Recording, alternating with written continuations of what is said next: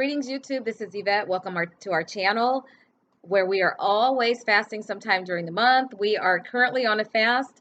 I am on day number 2.5 of my 3-day dry fast. And you guys, I am so extremely thirsty. Thirsty. I want drinks so bad. And of course, I go do my volunteer job today. And guess what showed up? Lots of drinks. Lots of drinks. But I'm gonna make it through.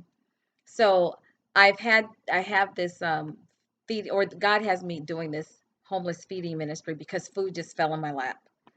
It just happened that way. Somebody else's idea, and I ended up with all the resources, and so that's what I'm doing.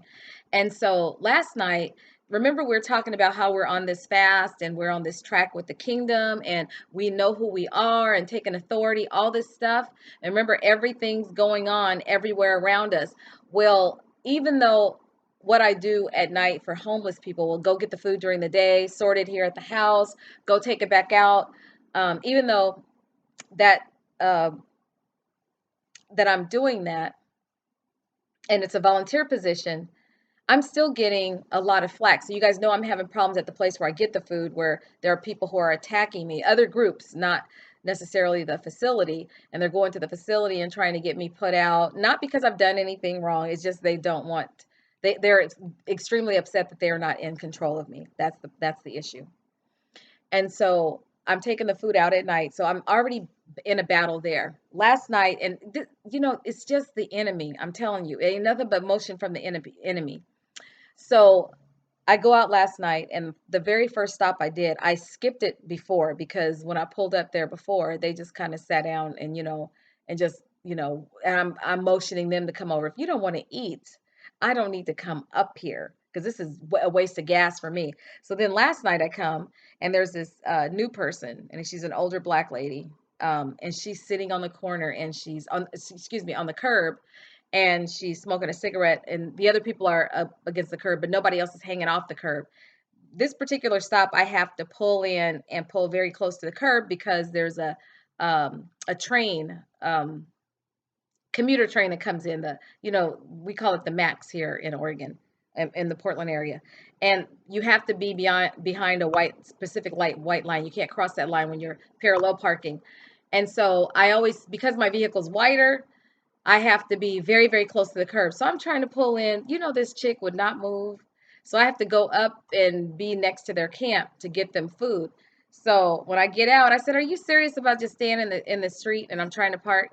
Well, I didn't know that's what you was doing. I come here every night and feed people. And she got nasty attitude, smoking a nasty cigarette. And I'm gonna tell you something. Some things don't look good for women. Spitting openly in public on the ground, that is not a ladylike thing. Having a cigarette hanging out your mouth, and a beer, chugging a beer, however you drink a beer, those are things that don't look good on a woman. And alcohol, period, tattoos, none of that stuff is ladylike and looks gorgeous. And she just dragging on this cigarette with her nasty attitude and nasty sounding voice because the cigarettes have been damaging her lungs and everything going on.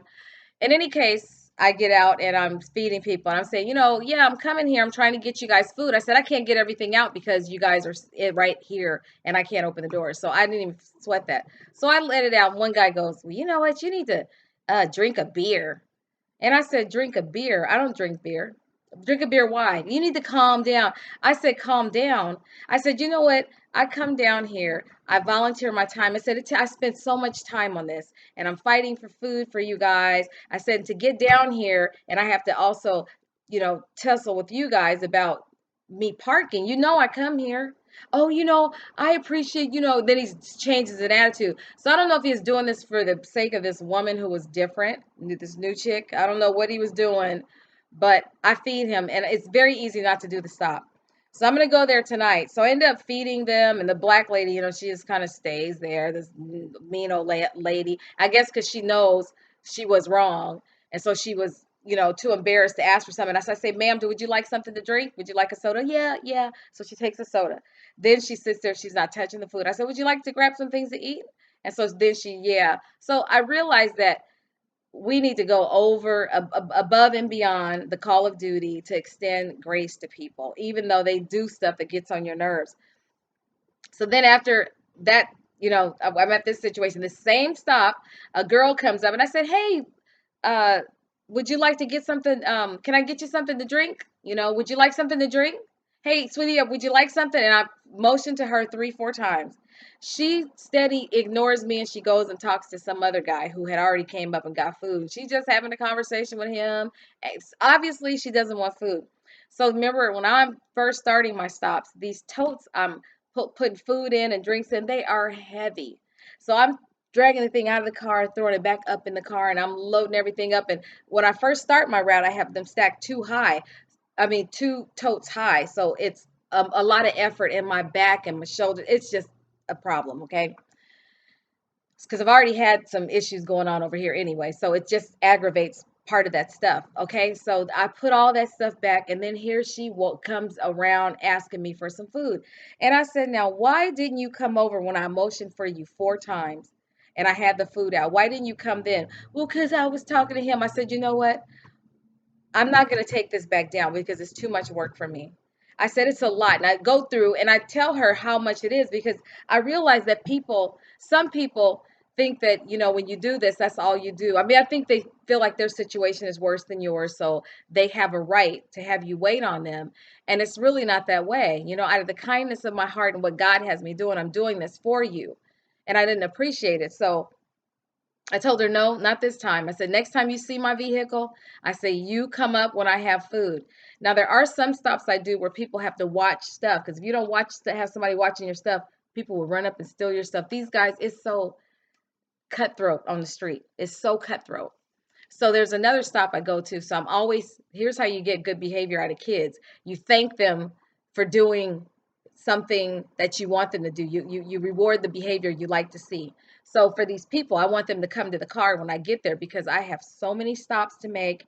It's already late. People are hungry, and I don't want to spend all night out there. So I pull up to a stop. Soon as they see me, they get up. So when I saw them, I said, "Hey, I appreciate that when I get here, you guys come up and get food, because I have so many stops to make and so many people who want to eat." "Oh, yeah, yeah, we appreciate it."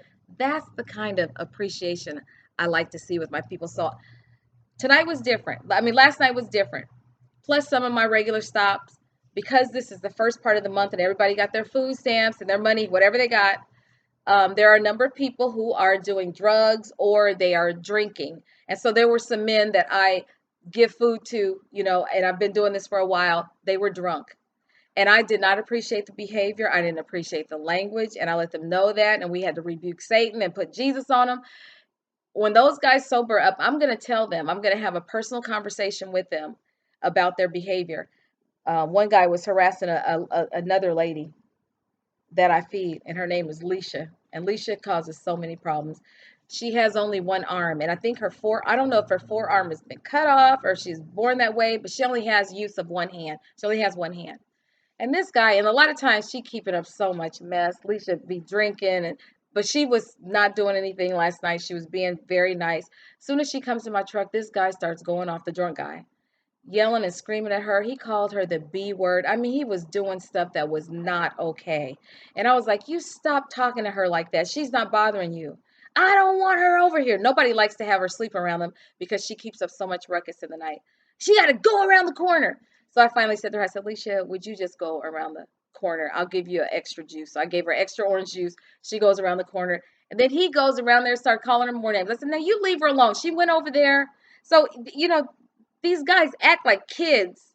You would not believe the behavior. You would think you're taking care of little tiny kids who don't know any better than a me, me, me. But drugs and alcohol does stuff to people. And another guy on another stop. I mean, I'm waiting for them to sober up, because I have a conversation I'm going to have with them, and it's going to start with Jesus and end with Jesus. And so praying for their salvation. And I don't want to hear nothing about they saved. Not the way I saw you acting. You're not saved. So it's a ministry and a mission out there. And as a matter of fact, my Jesus stickers, remember? Oh, I remember my handmade fan. I gave a guy some Jesus stickers last night, because I said, "You want a Jesus sticker?" Because the one that was doing all the cussing. "Oh, no, no, oh, no, I don't want Jesus. No, no, don't get Jesus. No, no, no." He was just freaking out. And the other guy says, I'll take a sticker. I'll put one on my cart. I said, you will? I gave him two. Put them wherever he wanted. Thank you, Jesus. This is what I want to see. People with the sticker, make it a bold statement about the Lord. So I'm going to sign off, but I just want to let you know it's a battle every day, even in the nighttime. And God's protection is all around me because these are men who are much bigger than I am. And it's several camps that I go to because they're little communities of camps. But I want to say thank you to those of you who have it upon your heart that you want to seed the ministry. I'll certainly use every dime to do nothing but feed homeless because God is giving an abundance of food. And when I feel like yesterday was supposed to be my day off. Oh, wait. No, Tuesday was my day off. But the other group called me and said, hey, Yvette, we left 7 totes for you. It was so much food. I couldn't be like, oh, no, I'm not coming to get it. No, I had to feed them. Some days there aren't that much food. So that's why I skipped Tuesday because it really not that much. And they just save it to me for the Wednesday. Couldn't do it this week. The Lord is just blessing. And I tell my homeless people, I'm like, you guys, pray for this ministry. Pray that God makes a way, that it works and the food gets out here. So you guys pray for me because I think I'm going to start looking for some volunteers, putting together some volunteers, some people I can start training to go to the facility, get the food. Of course, we got to get our little contract thing going. But you guys, I'm praying for wisdom and God give me, wisdom and the ability to get people who will help, who want to serve homeless people, who want to do it as a ministry, not just people who want to do something, a feel good thing that, they call it karma, not that group. I'm talking about people who genuinely love the Lord and want to feed his people. Okay, I'm going to sign off, you guys. Congratulations to those of you who completed your 3-day, or even if you're going longer. Congratulations for making it. If you had to eat or had to hydrate, don't call it a failure. Just do another fast. You just start any old time, okay? You can do this. If you're new to the channel, subscribe because this is the channel, you guys, where God is doing things. So on my next video, I want to show you guys this prophecy that was given to me from an evangelist that came to our church towards October sometime last year. And he said some stuff to me. And I'm seeing that stuff. So I just watched that prophecy again. So I'm going to share it with you by giving you a link in a subsequent video and show you what that's about. Okay. I'm stumbling over my words because my mouth is dry and it wants to be hydrated. And I got juice downstairs. There's all kind of soda. There's all kind of cucumber water in the refrigerator. There's so much stuff for me to drink, but I'm not going to touch it. I'm just craving water. So when I finally break fast with my water, my drink of water, I'm going to definitely put that on YouTube and we'll link it to that prophecy that I have and we'll talk about that prophecy and how that relates to you. All right, you guys, I'm going to sign off. God bless this channel, and the enemy can keep on trying to come against us, but he is a loser. Cannot beat people who are already victorious. Okay. We already won. You just got to step into your victory. Okay. All right. See you guys. Bye-bye.